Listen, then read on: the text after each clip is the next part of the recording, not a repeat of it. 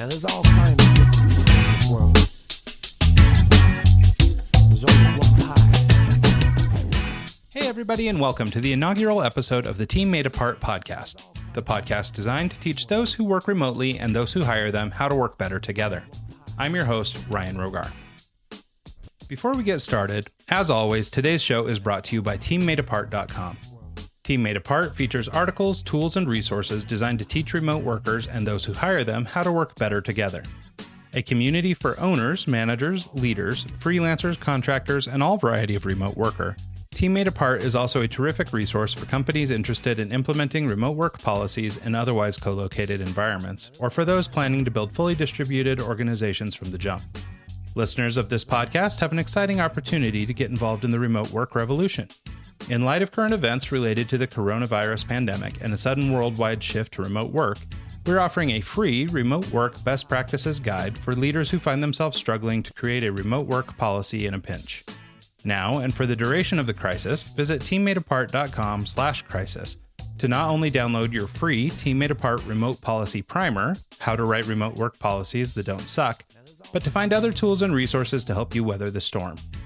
Great working relationships make for great remote work experiences, and with this free guide, you'll be better equipped to do your part in creating and maintaining a happy and sustainable remote life. Once again, to take advantage of this collection of useful resources, please visit teammadeapart.com/crisis, that is teammadeapart.com/crisis, to download your free Best Practices Guide. Today's special guest is none other than Danny Page. Danny is a former TV sports announcer turned entrepreneur with a focus clearly aimed on the success of remote work relationships. Danny was introduced to me as part of a consortium of remote work advocates and thought leaders behind the Keep the World Working campaign. Keep the World Working is a program developed by the Remote Work Association in conjunction with remote work experts worldwide and organizations like Team Made Apart with the sole focus of making tools and resources available to those who need them in this difficult time. Based in Barcelona, Spain, but amid the crisis calling in from his childhood home in Ventura, California, here to talk about the state of remote work and the Keep the World Working initiative is our special guest, Danny Page. Hey, Danny, how are you? Welcome to the show. We're so glad to have you here, and also nice meeting you for the first time. Yeah, great to meet you as well, Ryan. I wish it were I wish it were under better circumstances, right? Yeah, that's no joke, right? We are living in this like incredibly uncertain and challenging time, and hoping, that all of us and everyone in our lives make it out of this. It is something we'll remember these days our whole lives. So I'm really, and communication is so important. So I'm just really honored to be on here. Thanks, man. Yeah, no, that's great. Well, and just to give a little bit of background, I mean, this was kind of a last minute ask. Danny quickly raised his hand and was willing to come on. He and I have just sort of met each other recently as a result of working together on a collaborative thing that the Remote Work Association is putting on called Keep the World Working. I have, literally just met Danny via text in the last couple of days as he was fleeing his home away from home in Barcelona to get back to, I guess, higher ground here in Ventura. And so now, yeah. Who knows? So Danny, maybe give us a little bit of background on who you are, where you come from, and where you fit in this space, and then we'll kind of get into the rest. Yeah, thanks so much, Ryan. I really appreciate it. So I grew up in Southern California, in Ventura, where I am now. I actually spent about a decade as a television sportscaster in the greater LA area. Transitioned to startups about 6 years ago. I worked for a couple of not so great startups, which you do. And then I worked for a startup that was really an amazing experience called Study Soup. I became vice president of operations there, and it was a completely distributed company. And Study Soup has a marketplace for university students to sell their study materials to their classmates. Awesome. And that was my first, it certainly wasn't my first experience working remotely.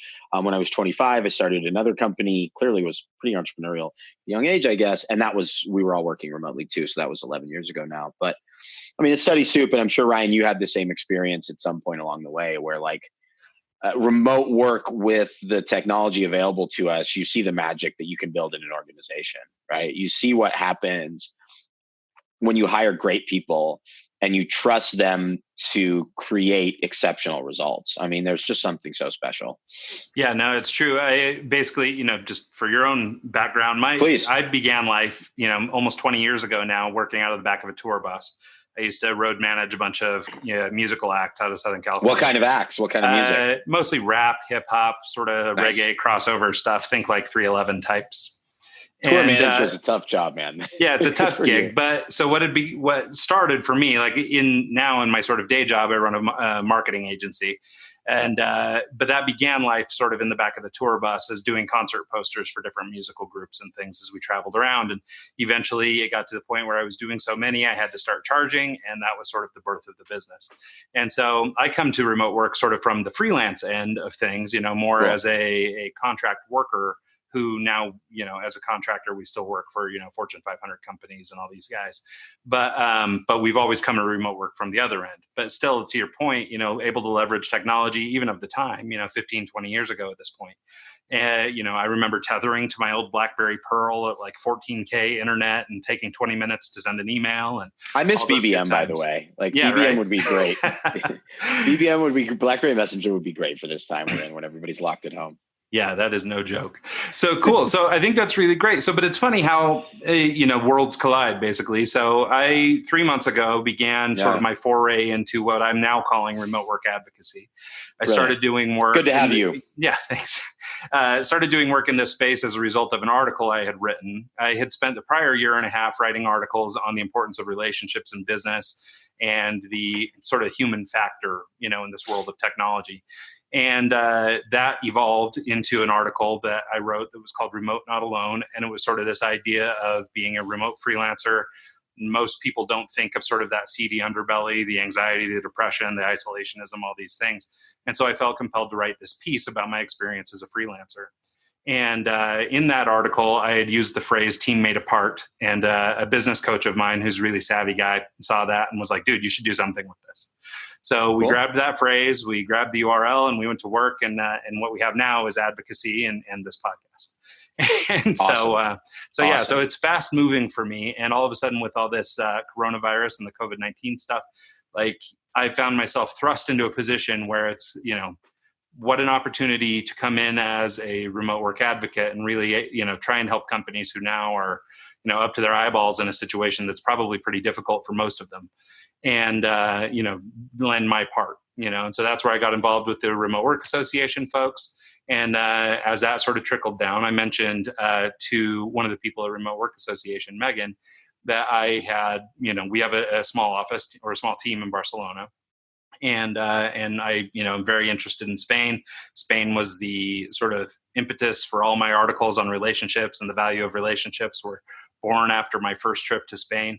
And basically, that part of the world became really impactful for me. So she mentioned, oh, hey, I know this guy that's trying to put something together. You should talk to this guy. So, and here we are. So that's kind of funny. There's definitely some worlds colliding here, right? So I didn't realize you had a team in Spain, but just to, because of the fact that, so I live in Spain, I have a Spanish passport through family heritage. But I mean, it's been a whirlwind week really, where my parents were about to come visit, and then we realized probably you guys shouldn't come visit. Then I realized I think I'm coming home, and now Spain's on total lockdown. But Megan, who you talked about, who I've been collaborating with in the remote space for a while, she and I grew up together here in Ventura. So it's probably the only reason like Ventura, California is mentioned in this is because of that pathway, having to leave Spain before the lockdown to be closer to family. But I didn't realize you had an office in Barcelona, and I knew you had a close connection to. Yeah, we just have a small team over there. We have a couple art directors and stuff that live in a little city just south of Barcelona, actually called Castelldefels. Yeah, sure. Castelldefels is brilliant. Yeah, it's a great place, great beach, great everything. And so most of our team is actually located there just by happenstance. But for shorthand, we just call it Barcelona. And so I try and spend as much time as I possibly can. I've actually not been in a year and a half now, which is troubling to me. But for a while, I was going 4 or 5 times a year. And cool. Definite affinity for that. And basically the story of why I care so much about Spain is that we had the opportunity a few years ago to host a Spanish exchange teacher, a woman from Spain who came over to teach in a Spanish immersion program. that my children were in. She's now my partner in Barcelona. Her name's Anna. And Anna basically, spent the whole year while she was living with us, telling me about Spain and how great it was. And, she was missing all her friends and her family and all these things. And when she came over, she had transitioned into education as a career path because the economic situation in Spain was really rough and it was hard to find work. And teaching is kind of a safe career over there. It's a government gig and you get a pension and all this stuff.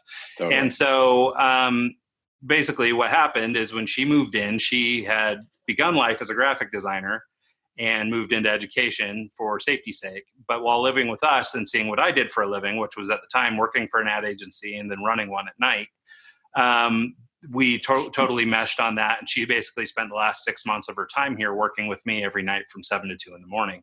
And then when she went home, we hired her full time. So the following, she worked for you from 7 till 2 in the morning because you were building out your ad agency while you were working at another. Okay, got it. Correct. Now I understand. Yep. Now I understand. Right? Yep. So, and I was working for an agency here in Salt Lake City at that time. Cool. So I would work all day, 8 to 6, and then come home, and 7 to 2 we'd work on. Yeah, that makes sense. Got it. So yeah, but of course, all remote. We were working at night, so largely all our clients and everybody were remote. And then when she went home, we hired her full time from Barcelona, and we moved into the following March, I guess, was my first time going to Spain. And basically, I had spent my whole 20s kind of nose down, working for myself in my own office for clients all over the country.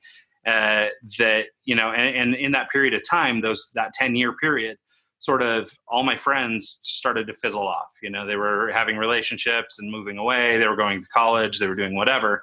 Meanwhile, I was just nose down working on my stuff, And so when I finally, I met Anna, I sort of pulled my head up a little bit and I became acutely aware of all the relationships and things that had gone by the wayside, and started to feel really bad about the decisions I'd made, because I thought that I had done all this in an effort to really provide for my family.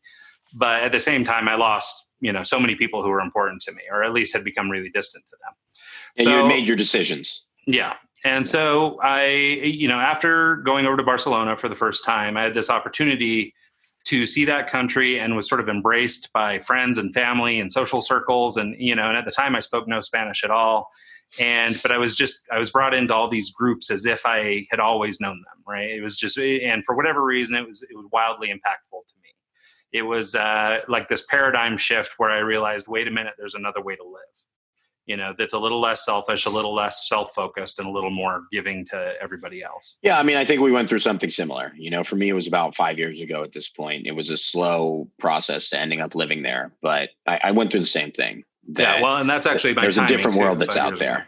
Cool. Yeah, and and that was the thing, like I had grown up sort of in this American style, working, my butt off, from 6 at night or 6 in the morning to 2 in the morning, and killing myself for a decade. And it really wasn't until I got over there and sort of started to appreciate. I don't know. I mean, I always joke I could never be full Spaniard. I can only go about halfway. But they really appreciate their time with friends and family and people, and taking time to go to the beach, and it's that old thing that work to live, not live to work, and that's not always the case here in the States, or at least as I was coming up, it wasn't the case. It's becoming maybe a little more popular now, but. Yeah, I mean, I think there's a balance in Barcelona in the circles that I'm in. I think you actually do find a lot of like pretty hardworking, passionate people. I mean, you also find those who take like 2-hour lunches and have a glass of wine at lunch. Oh no, I do that too. But at the end of the day, I think that we are left with so much choice in this world, especially with the opportunity to work remotely, to work on your own terms, that more than ever, work doesn't have to feel like work, And I think a lot of the people that I'm surrounded with, a couple of whom you've already interacted with, like Daniel Juarez and Gustavo Franco and Nacho Rodriguez, the first two of whom live in Barcelona, like those guys work really hard, like me, but we still have plenty of time to have a good time, right? And we really are having a good time while we're working because we love what we're doing. So I think things are changing a little bit in Spain in that regard. Yeah, well, and I think that's true. I think that, and it's not, I guess, I don't even know that when I have that conversation, like I don't think about it as being a negative thing that these people spend so much time out on the beach and doing these things, right? I just look at it as things that I would have never made time for in my own schedule. Like Totally. I just worked all weekend for an agency I'm consulting for. I've put in 36 hours in the last like 5 days for these guys, and so but agency culture will suck that out of you that way. Right. And yeah, so I would say I do that. that. I do that too, probably once a month or something along those lines. And that's kind of enough. But like you said, exactly. I think the key word there is balance, right? It's a little bit of, you've got to sort of look out for yourself, your own health, all those things. And, but anyway, so that was sort of the introduction to Spain, the introduction of personal relationships. And at that point, we sort of started to transition our marketing agency into sort of a relationship-based marketing solution. And then also have begun writing and a bunch of sort of personal work on that stuff as well. So awesome. But that's where it all comes from. Awesome. Brilliant. So maybe let's transition a little bit into the sort of the state of things, right? I mean, of course, you can't go anywhere without, you throw a rock in any direction, you hit a COVID virus, somewhere.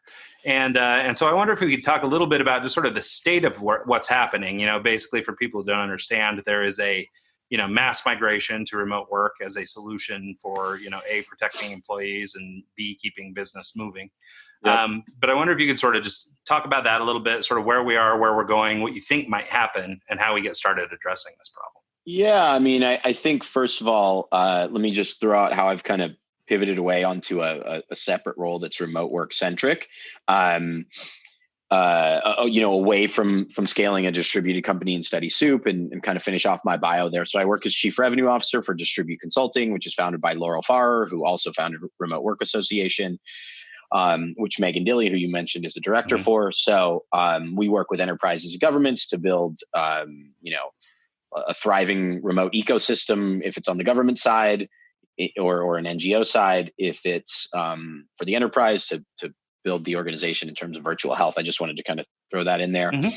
But Laurel, for me, Laurel is also a guest on this nice. This season. So we have Laurel also. Super. So, yeah. So, but just to accelerate to things have changed so quickly. I just feel like in the last week we've all lived a year, and we've been remote work advocates for a long time. We've been passionate about remote work for a long time. And for this to be how remote work enters the conversation is just an absolute nightmare. It really is. I think about a few podcasts I've done. And one of the things I said was that remote work is going to hit its peak during a recession, because companies are going to have to decide between their office or their people. Well, I didn't expect it would happen in like 2 weeks after my last interview, right. And I so didn't expect it would happen. For all this. Yeah, I didn't expect it would happen in such a dramatic way. So there's different ways to look at this because different countries are dealing with this in different ways, and different countries are I should say dealing with COVID-19 at different times. So at the time of taping, Ryan, it's great that we started talking about Spain, because you're talking about a country where remote work is seen as punishment, right? Because you want to go out, you want to be social with your friends, you want to be out in the city, especially if you work in a city, and remote work is just like depriving you of your brilliant social life, And we have a country where, and actually the percentage of knowledge workers who have never worked remotely is higher in Germany than Spain. Germany has the highest percentage in all of Europe where knowledge workers have not worked remotely. But as of this day, today is the largest number of people in the history of Spain that have ever worked remotely, probably 20, 50, 100 to 1, right? Yeah. Compared with what we've seen. Yeah, I think I read something like only something like 4% of the workforce in Spain has ever really worked remote. Well, so today's 100. Yeah, things changed overnight. Yeah, things changed overnight, and this week is going to be really interesting. We're with Keep the World Working, which is the project we built as a part of the Remote Work Association to do exactly that, to keep companies moving forward. Ryan, you've just been such a great addition on that, and we really appreciate your contributions. Man, we're going to see some interesting stuff from some of these Spanish companies, and we've just started to see some interest trickle in on the first day of help us figure this out. And I think Spain is just it's going to be, ironically for us, but it's going to be a huge barometer for how individuals will be able to work remotely during this crisis. Italy's a little bit different of a situation, and I can't talk as much to Italy, but I think it's going to be fascinating to see what unfolds in Spain. I mean, every day in this new world is interesting. Today, I mean, this week's going to be fascinating in Spain. The lockdown's supposed to last 15 days. I think it'll go longer. I mean, this is really the great Spanish remote work experiment. And the value that needs to be provided to me, Ryan, is not to companies necessarily. That's important, but individuals need that sense of belonging. You know, they need to feel like they're accomplishing something. And I hope that's what we see in the city that we love in Barcelona and across country. Well, and that's what's so interesting about Spain in particular is that one of the big reasons for lack of this, remote work experience in the country is sort of cultural. It's not really their way. And so it's, to all of a sudden go from, 4% to 100%, or, ostensibly, maybe it's 90% or 95 or whatever it is. But to move everybody into sort of this remote work all of a sudden, when there was no sort of cultural warm-up period, I'm Exactly. Concerned for how that shakes out. I think for a lot of people, especially folks that I've talked to and stuff, sort of on its face, this idea of, oh, you just take your laptop, you go work from home. It's a pretty American attitude about this, and, Yes. I mean, we live in a country that's, rife with technology, and not to say that everybody has a laptop, but I mean, it's not so simple, and it does sort of diminish the idea to just say that it's, oh yeah, just take your computer and now you're working from home today.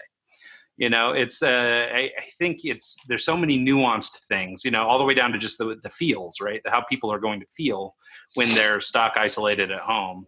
And, I barely even know where to start on this stuff. Well, yeah, I mean, there's a lifestyle problem too. There's a lifestyle issue too in Europe, and I think working will make people feel better. It'll give them something to do with their day. There's no sports, there's no football being played. So people don't have anything to do, really, for the most part. So work will give them a feeling of belonging and a feeling of accomplishment, and I think that's going to be really, really important. Maybe the thing that keeps them from going bonkers. I mean, they, out here in the States, we're pretty lucky. Most of us, outside of the few living in like New York City or something, have, you some have space and you have things to do. Over there, flats are pretty tiny, and, it's not uncommon for the kids to be out kind of playing in the streets, and, all these things to be going on where you're not really spending that much time in your house. And now you're being asked to spend all your time in your house. And not only is the introduction of, working from home plus kids going to be a difficult transition in Spain, but it's just the fact of the matter is you want to go out in the street. Normally you go out in the street and have a beer or something in the evenings, and now you've got to just sit in your house. Yeah, and France even more so than Spain. Like, your life is outside.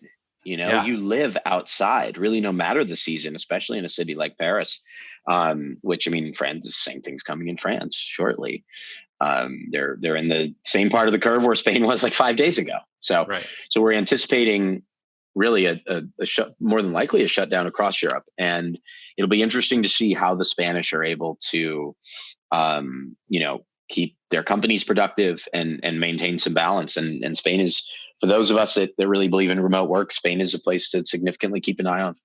Yeah, no, I totally agree. Well, and I also think that some of the learnings from there will obviously be usable in other parts of Europe, maybe other parts of the world even, because there are, I'm sure there are many countries that have sort of the same deficit of remote workers that they do. And, the learnings to how to overcome these problems semi-quickly, or at least, weather the storm without things going too sideways, I think will be useful, in a lot of places in the world. Yeah, absolutely. Absolutely. A country that really was not too thrilled about this type of work is taking it on en masse today, actually. So something we'll keep an eye on, to say the least. Yeah, for sure. Well, so let's talk a little bit about this Keep the World Working campaign, like the campaign itself, what the objectives are and what it's meant to do. So it was sort of spearheaded out of Spain in hopes of doing some things over there, but obviously the campaign could be much more global than that. Yeah, that was just coincidence. That was just relevant. So as the date of this conversation in the U.S., I mean, everything changes, right? In the crisis that we're dealing with, but you have to think the majority of America will be locked down by the end of the week, probably, and that the remote work conversation will be more and more relevant as we progress through March. That's just my perspective. So I think that Keep the World Working was definitely, as a lot of the remote work conversations are, tailored to the US audience. But Ryan, as you said, there's just a lot of content out there. There are a lot of remote work guides. And what we're doing is aggregating all of that, a set of free resources. And also, because resources only take you so far, we want to provide free introductory consulting to any companies trying to make this transition. Like we will, and we've had such an amazing outpouring of support from this community. We will be able to give you someone for a 60-minute call with your C-level or HR team or whomever to kind of walk you through any questions you have about how to do this and how to execute it properly. And the other thing we're doing is creating content with on a daily basis, videos with some of the top thought leaders in the space to sort of provide real-time insights into what's happening and what can ideally be done.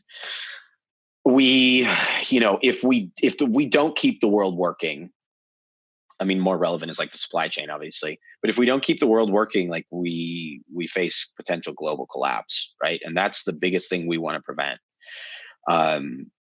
This is a very serious situation. People are going to be sick. They're going to be hospitalized. People are going to die. But we only want in this crisis people dying because of the disease and not because of underlying social issues.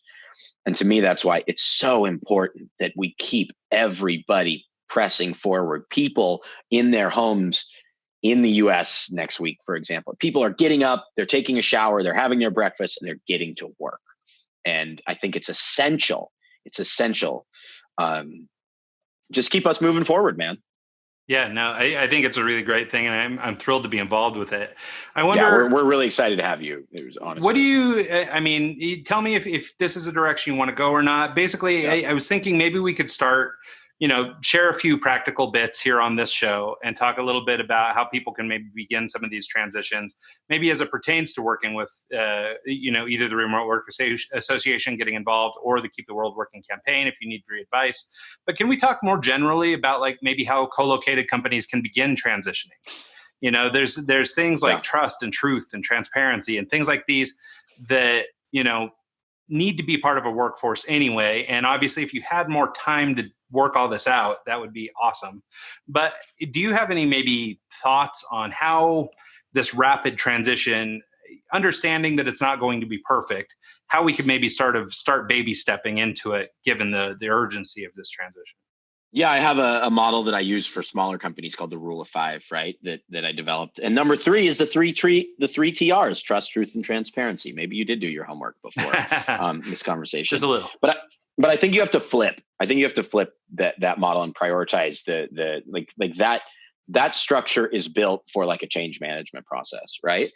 And the order of orientation, if you will, starts with only results matter, building a results-centric structure, then superb communication practices, the three TRs, people, process, tools is number 4. First of all, tools has to become number 1, right? Like you have to have the proper tools. And I think that's super easy to find out what those tools are. Mm-hmm. To me, one of the most important things is creating a communication structure, a comm structure, with a set of expectations that goes along with it. So I think this would be really simple in that if you're sent an email, you have to respond to the email in 24 hours. If you're sent a Slack message, you have to respond this just depends on company culture, right? You have to respond in 1 hour. If you're sent a iMessage, WhatsApp, SMS, you have to respond within 10 minutes. And if I call you, you have to pick up the phone. Because one of the things that happens is the perception just starts to run wild of, well, I can't see them working. Of course, it's super cliched. I can't see them working. How do I know they're working? I can't reach them. And someone might be working, but they get a Slack message and didn't see it. And a company didn't set up that communication structure, which included, Ryan, the highly urgent communication component. And that's just going to make everybody feel better. So number 1 is sort out your tools. Number 2 is create that structure of, I need to get a hold of you right now. How do I do that? Right? It's going to make everybody feel more relaxed, and it's going to allow us to avoid disruptions and allow us to maintain trust in the system. So those would be like the first two keys, don't you think? Yeah, no, I think that's spot on. It's really interesting. So because just recently, maybe in the last month or so, I've started coaching and consulting again for an agency that I worked for. Actually, the agency that moved me to Utah 7 years ago now. Okay. And so we've always stayed in communication, and they've got a big global insurance company that they do work for that they bring me in every so often to sort of consult on different pieces of that business. And so just recently, I started doing that again, sort of in the last month or so. And we've been watching the situation sort of deteriorate. And just last Friday, they said, okay, we're done. Everybody's done. Everybody work from home now. Now they have a technological advantage in that it's an ad agency. Everybody does have a laptop. Everybody is used to using electronic communication channels. But I've already started to notice a total disruption of communication that, I think for a lot of them, they don't realize how much they actually just bump into each other and talk about things. And right. now those conversations aren't happening, and right. So right now we're in the process of trying to leverage some of my newfound knowledge in remote workspace to try and build out some communication profiles and things like that in their Slack channels. And, they don't, drop in a water cooler and set up, per project discussions and some things like this that I can use to help sort of leverage this communication, because there are so many gazillions of moving parts, but they're used to just meeting in person, or they're used to doing whatever. And it's not that way anymore.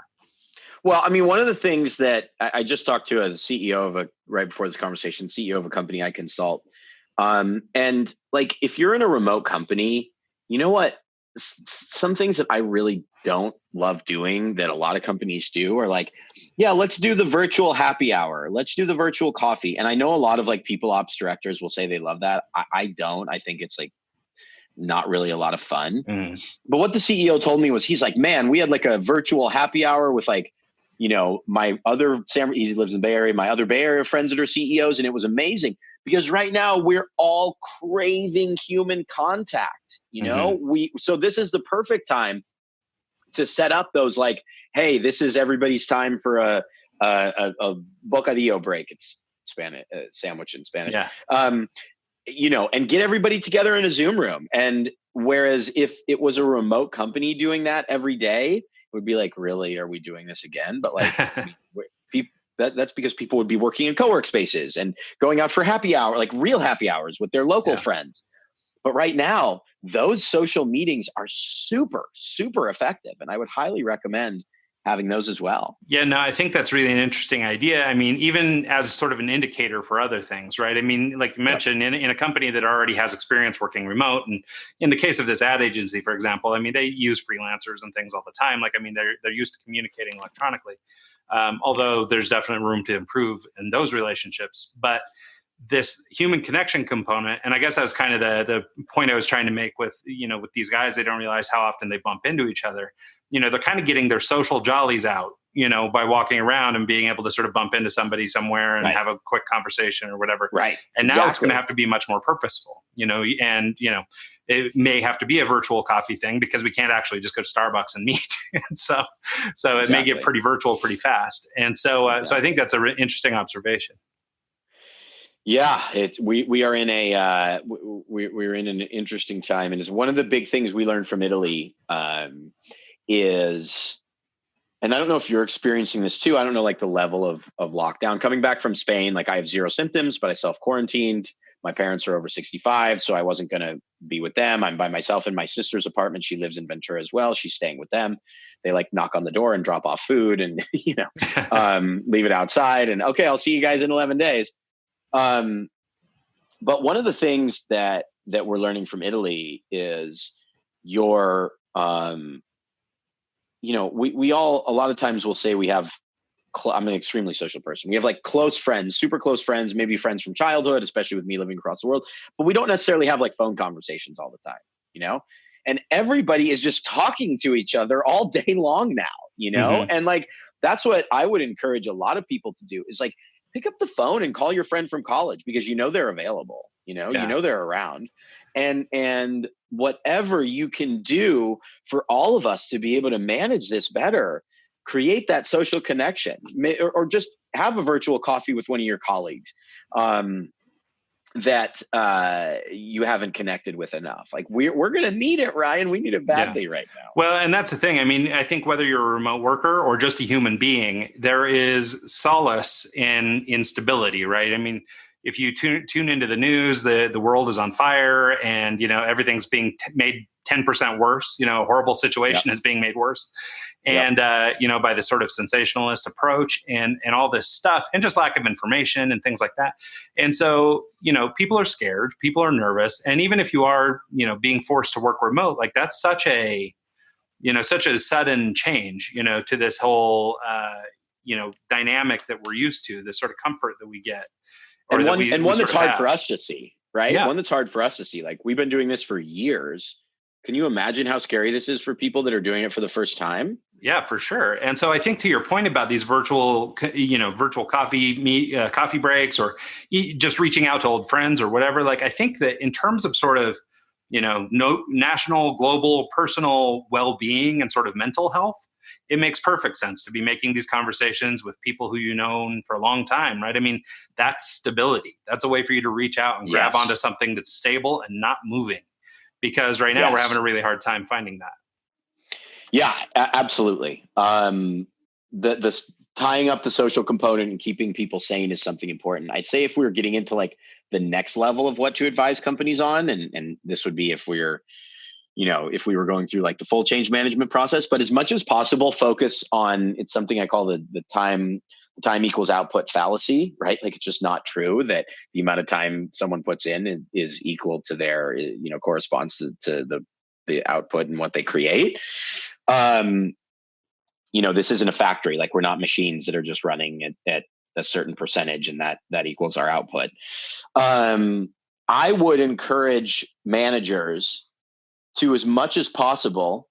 Oh, it's raining. Nice. That's what we say in California when it rains. When it rains. I would encourage the streets. Yeah. I would encourage managers as much as possible to give your direct reports a series of results on Mondays, check in with them Wednesdays, and have them report back to you what they completed on Fridays. Because as much as possible, we need to have the understanding that people are not going to be working 8 hours a day, especially those with children, right? So those that have kids at home suddenly are mom and dad all day while they're working. And by creating a results-centric structure, it allows people to work really hard in a shorter period of time.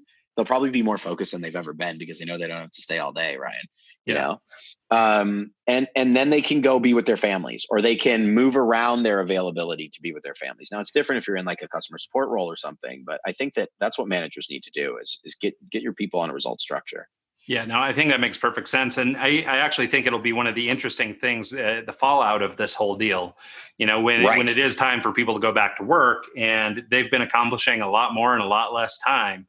What do managers do then? Do they make a decision to, God, do we go remote all the time? Do we, how is this going to change? I'm sure there will be plenty of good experiences and bad experiences out there, largely probably related to the management and everything else. But I mean, for people that this works really well for, who see some of the, sort of the positive traits or positive characteristics of remote work that are always being bandied about, the efficiency improvements and some of these other statistics that kind of get, handed out a lot from the sort of the remote work advocacy crowd. When they start to see some of those things, what work looks like may never be the same. Like, it could actually be changing everything. It'll be really interesting to see how it all shakes out. Yeah, I mean, we really don't know what that's going to look like. The thing that we do know is that recessions change a lot surrounding how economies are structured, and this isn't just a global pandemic. It is, probably going to end up being the third largest, financial downturn in the last 100 years, right? I mean, this should probably outpace 2008 even, with where we're headed right now. Mm-hmm. And you're right, something's going to change. We have no idea what's going to change. We just need to survive here. But something is going to change, and I think the biggest thing the remote work community can do is turn around and just say, how can I help? And that's what we're trying to do with Keep the World Working, right? Is just aggregate as much knowledge as possible so that companies can make this transition and feel whole. Yeah, no, I think that's really great. Well, so as we're starting to get to, the back half of this show, let's maybe talk a little bit about, I guess what one could expect or what the process might be like if I was going to reach out to the Keep the World Working folks. And Yep. I am interested in doing this. Like, what kinds of problems should I be having that I need addressed versus just, I have a problem or the office is on fire. Like, what are the types of questions and things like that you feel make sense for people to come engage with us for? And then, how do you think that process is going to shake out?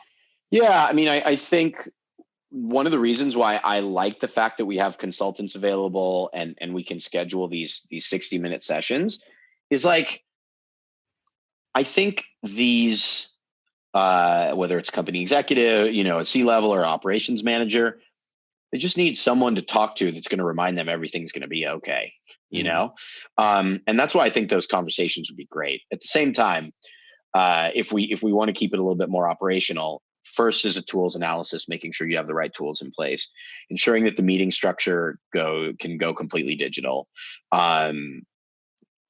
creating that communication pattern. And, we provide guidelines for our consultants, but at the same time, like, they are on our consultant list because they've been successful in building a remote organization. So in a lot of ways, they'll leverage their own strategy, and we're fine with that. Right. Sure. Well, and every situation will be different, right? I mean, right, so exactly. It makes perfect sense. And I mean, there's a broad range of experts that you guys have managed to cobble together, but at the same time, I mean, there may be, extraneous companies or people that do different things that, don't have a direct model. Like one of the more challenging ones that I've been approached with recently is a company that works largely in the insurance industry. They're brokers and people like that. But for data security and other things like that, they basically have a desktop machine tethered to an office that now they can't go to.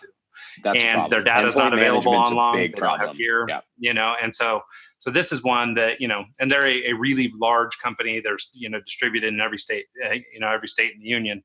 And I think that they are, really grasping at straws with what to do. Like, what portion of their work can they take online if they don't have their data, if they don't have their information, if they don't have access to systems? How are they supposed to keep working? And so I think it's, for us, it's been really challenging to try and advise them, because it does require a shift. It's going to be probably usage of a lot of personal equipment, things like that. Yeah. What does that mean for the data security and everything else? And so I mean, I think it's quite a mess. So. Yeah, I mean, endpoint management is really important right now for companies like VMware. There's a lot for them to do to ensure that if people are bringing their own device, they are using their own devices in a security-centric way. So, I don't think I did a good job answering your question, but you would, a company that needs help can log on to keeptheworldworking.org or remoteworkassociation.com/advocacy. And sign up for help. Basically, we'll get back to you with a resource list or the opportunity to book a call with one of our consultants. Pretty straightforward in that regard. And yeah. Yeah, I think that's great. So one other component of the Keep the World Working campaign is this idea of sort of a virtual relief kit, this amalgamation of products and services and tools that have sort of been assembled. And it sounds like there's a little bit of sort of like an application process or a nomination process for people in need who need tools and equipment so that they can be effective remote workers. Do you know anything about that, or can you talk about that? Yeah, I mean, Megan's going to be the better resource on the emergency supply kit. But what I can tell you is that we've just had some amazing contributions from a lot of companies that want to provide free software or provide free hardware, whether it's a part of our, a part of the 50 virtual supply kits, like Owl Labs, for example, is including 50 of their little owls in those. Logitech as well is involved. Of course, we'll make people aware that Microsoft Teams is free for 6 months. You have to love what Loom is doing, where Loom Premium is now free to K-12 educators for life, right? If you sign up now during the crisis. So, we've aggregated, and it's hard for me to track because I think we have like 15 different companies that are giving away free, that are giving away free software specifically as part of this. But I would, that's a great place for companies to start too, right? Is with the emergency supply kit. You can apply for we have 50 of the like premium version, which has hardware, as I mentioned, like Owl Labs, Logitech, so on and so forth. But I would, make sure to take a look at that and Yeah. So I think that's great. So, I mean, as you mentioned, it's remoteworkassociation.com/advocacy. You can go there. You can do two things. You can contribute as an advocate for one. So if you happen to be in the remote work space, you're interested in getting involved and want to help, there's a way to do that at that site. You can also learn as a remote employer. There's some resources, some Q&A sessions. There are being roundtables and things like that set up for, sort of Q&A sessions. And then also, as you mentioned, the sort of direct, relationship with a consultant or somebody who can help you answer some questions or field, conundrums that are springing up all over the place right now. Fielding conundrums. That's what we do. That's the gig. So cool. All right. Well, I guess that's kind of it. I mean, this was sort of an impromptu conversation. I really just wanted to spread the word about Keep the World Working and sort of your involvement and all that. And then also sort of the Remote Work Association and the good work they're doing right now in this crisis to help out basically everybody in need. Anything else you'd like to touch on or you think would be important as a sort of takeaway for people? No, not really. Just be positive, be good to people. Like, we're going to get through this, be gracious and stay inside, do not go outside. That is okay. Go for a little walk or something like that. But social distancing is a phrase we didn't know 3 weeks ago. And now it's what everybody has to do. If we're going to get through this, we have to realize how fragile these incredible lives we live in the modern world are. And we really have to come together to defeat this thing. And it might take a couple weeks, it might take a couple years, but let's be ready to do this together. Yeah, I love it. I think that's about as good as it could get. So, Danny, any other spots where people can learn more about you or get in touch online? Just the same or anywhere else? Yeah, I guess I'd say you could find me on LinkedIn, Danny Page. The only reason I point you there is to follow the daily content and interviews we'll be doing.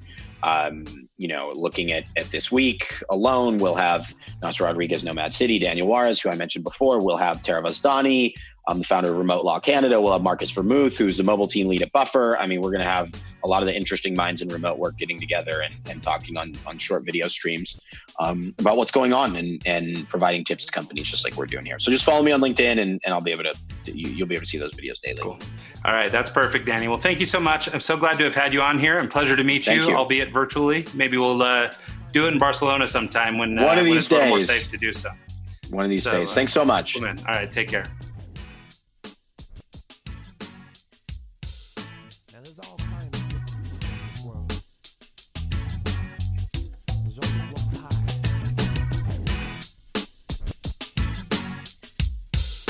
Now there's all kinds of different people in this world.